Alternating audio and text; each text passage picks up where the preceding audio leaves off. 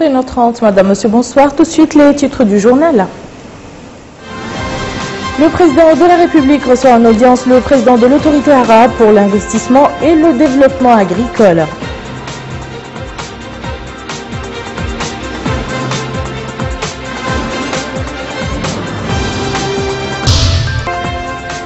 Le Premier ministre tient une réunion avec le Conseil de supervision de l'institution de l'opposition démocratique.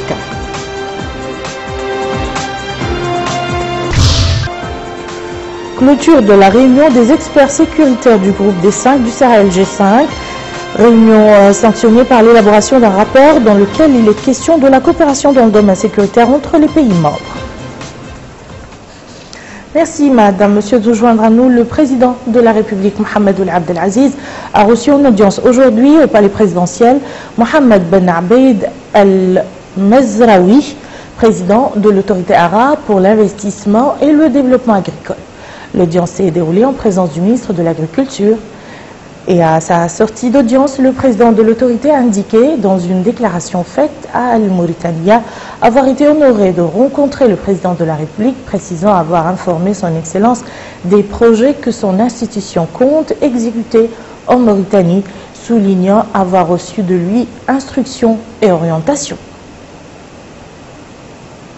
Et à la primature, le Premier ministre Yahya Al-Haddamine a tenu hier soir une réunion avec le Conseil de supervision de l'institution de l'opposition démocratique, présidée par le chef de file de l'opposition, Hassan Ould Mohamed. Cette réunion s'inscrit dans le cadre des rencontres périodiques entre le gouvernement et l'institution de l'opposition démocratique, conformément à la loi fondatrice de cette institution. Le Premier ministre a passé en revue au cours de cette réunion les principaux axes de l'action du gouvernement, notamment les grands projets, la feuille de route pour la lutte contre les séquelles de l'esclavage, les mesures prises dans le cadre du programme ML, l'intervention en faveur des éleveurs ou encore les mesures relatives à la régulation de l'importation des médicaments. La rencontre a apporté également sur les voies et moyens susceptibles de renforcer la performance de l'institution de l'opposition démocratique afin de s'acquitter pleinement de ses missions constitutionnelles. Et à l'issue de cette rencontre, le chef de file de l'opposition a indiqué que l'invitation à cette réunion a été faite par le Premier ministre, précisant qu'elle est la première entre le Premier ministre et l'institution de l'opposition démocratique. Et nous restons à la primature toujours, où le Premier ministre Yahya Al-Haddamine a également reçu aujourd'hui le prince Ali Ben Hussein de Jordanie en sa qualité de président de la Fédération jordanienne de football et adjoint du président de la FIFA pour l'Asie. L'audience s'est déroulée en présence de la ministre des Affaires sociales, de l'Enfance et de la Famille, Madame Lemine Mtoul-Kotoboul Lemama, ministre de la Jeunesse et des Sports par intérim. Direction la wilaya de l'Adrar, où le commissaire à la sécurité alimentaire a clôturé sa visite d'information et de prise de contact en compagnie de l'ambassadeur du Japon accrédité auprès de notre pays. Autour sur la dernière étape de cette visite avec Abdrahman Hamad. S'enquérir de près de l'état des projets réalisés en faveur des populations de l'Adrar sur le financement du Japon et sous la supervision du commissariat à la sécurité alimentaire. Tel est l'objectif de cette visite effectuée par le commissaire à la sécurité alimentaire et l'ambassadeur du Japon dans notre pays, dans la wilaya de l'Adrar. Dans la ville historique de Chengueti, la délégation a visité une ferme pilote financée tout récemment dans le cadre du partenariat entre l'ambassade du Japon et les commissariats. Cette ferme est dotée de tous les équipements et outils agricoles nécessaires. Le commissaire à la sécurité alimentaire, M. Sid Ahmed Baba, a rassuré les femmes bénéficiaires de ces projets de la volonté de son département de leur fournir tous les moyens possibles pour réussir ces projets. Quant à l'ambassadeur du Japon, son Excellence M. Jonyo Shida, il a apprécié ce genre de projet promettant de fournir l'appui nécessaire dans le cadre du partenariat entre son pays et la Mauritanie. Les porte-paroles des bénéficiaires du projet ont loué les résultats positifs réalisés par ces projets, notamment les opportunités d'emploi offertes aux femmes de la ville et la production agricole considérable. Dans la localité de Touaidergelt, relevant de la commune de Tawaz, la délégation a visité un autre projet consistant à approvisionner toutes les localités se trouvant sur la ligne reliant la localité Tid à Ata, par les biais de groupes fonctionnant sur l'énergie solaire. La réunion des experts sécuritaires du groupe des 5 pays du Sahel, G5 Sahel, qui regroupe la Mauritanie, le Niger, le Tchad, le Mali et le Burkina Faso, a pris fin hier. Celle-ci a été sanctionnée par l'élaboration d'un rapport qui sera soumis au ministre de l'Intérieur des G5 pour la validation lors de leur deuxième réunion qui se tiendra au mois de mai 2015 au Niger. Abdul Adamaba nous en dit plus. Un rapport a sanctionné ces rencontres des experts du G5 Sahel. Ce document élaboré sera soumis au ministre de l'Intérieur des 5 pays membres du G5 Sahel, que sont le Niger, le Tchad, le Mali, le Burkina Faso et la Mauritanie. Cette rencontre de Nouakchott, outre les experts des pays du G5 Sahel, a vu la participation d'experts de l'Union européenne, de la France et des États-Unis d'Amérique. Lors de cette cérémonie de clôture, le secrétaire général du ministère de l'Intérieur et de la décentralisation, Mohamed El Hadi Massina, a souligné que la rencontre de Nouakchott a permis d'approfondir le débat concernant les thèmes abordés. Il est par la suite revenu sur la création d'un mécanisme de coopération commun au plan sécuritaire. Les participants se sont réjouis. Les États du G5 Sahel, tenus du 10 au 12 mars 2015 à Nouakchott, adressent leurs remerciements aux autorités de la République islamique de Mauritanie pour toutes les facilités qui leur ont été accordées, l'accueil chaleureux et la marque fraternelle d'attention dont ils ont été l'objet durant leur séjour en cette terre sahélienne de la Mauritanie. Il faut noter que ce rapport élaboré sera soumis pour approbation lors de la deuxième réunion des pays du G5 Sahel qui se tiendra au mois de mai 2015 au Niger. Ouverture aujourd'hui à Nouakchott du second congrès de la Société mauritanienne de dermatologie. Ce congrès de 2 jours est organisé en présence d'experts et de spécialistes nationaux et internationaux des États au sud du Sahara et du Maghreb arabe, vise à présenter quelques facettes de cette spécialité qu'est la dermatologie. Abdrahman Hamad. Dermatologie pédiatrique, tel est le thème de ce séminaire, le deuxième du genre, organisé par la Société mauritanienne de dermatologie.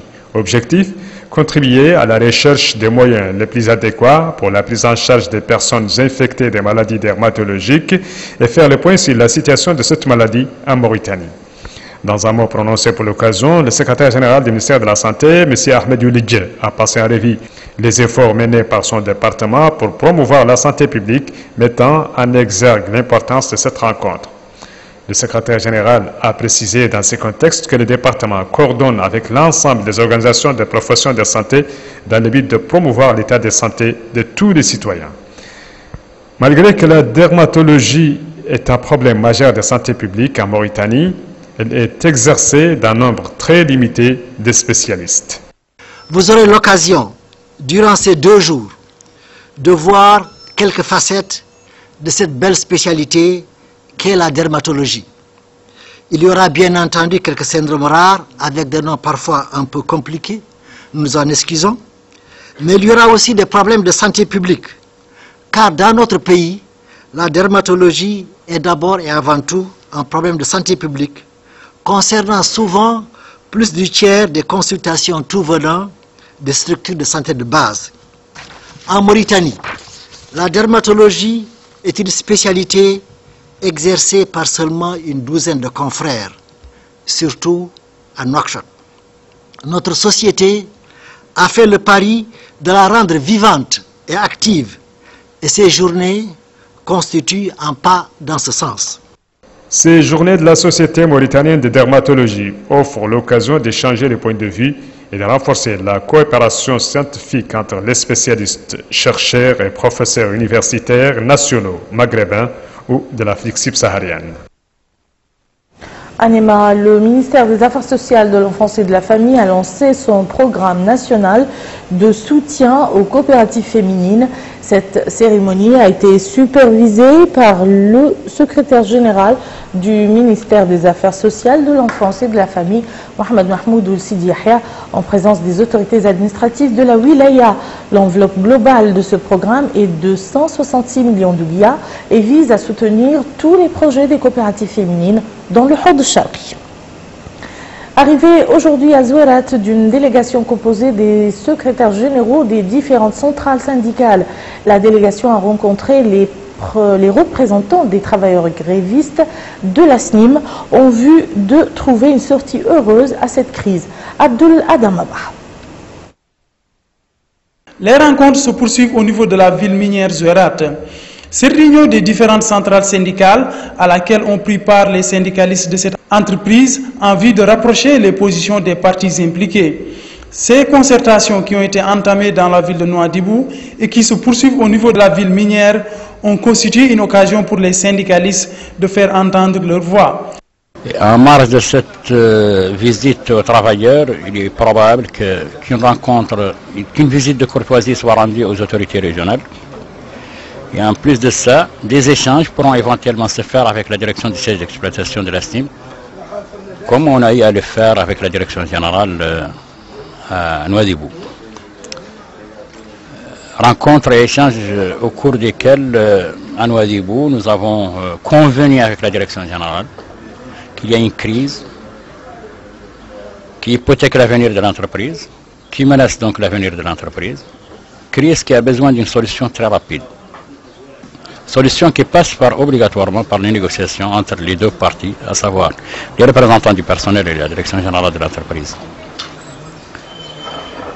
Et que cela doit normalement amener l'entreprise à faire le premier pas en direction de ses travailleurs pour pouvoir donc trouver un terrain d'entente avec eux.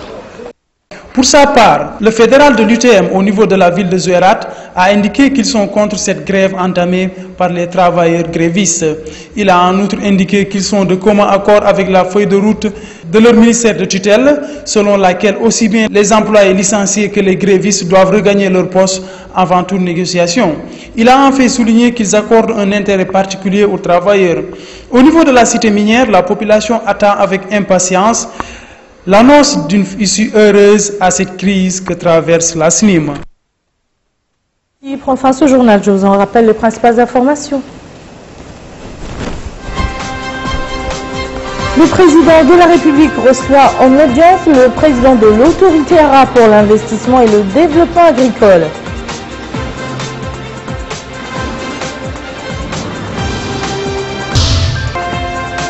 Le Premier ministre tient une réunion avec le Conseil de supervision de l'institution de l'opposition démocratique.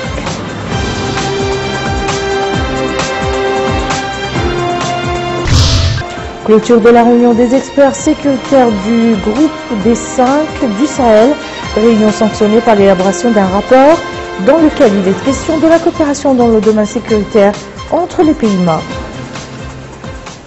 Merci Madame, Monsieur de nous avoir suivis. Passez un excellent week-end et à très bientôt.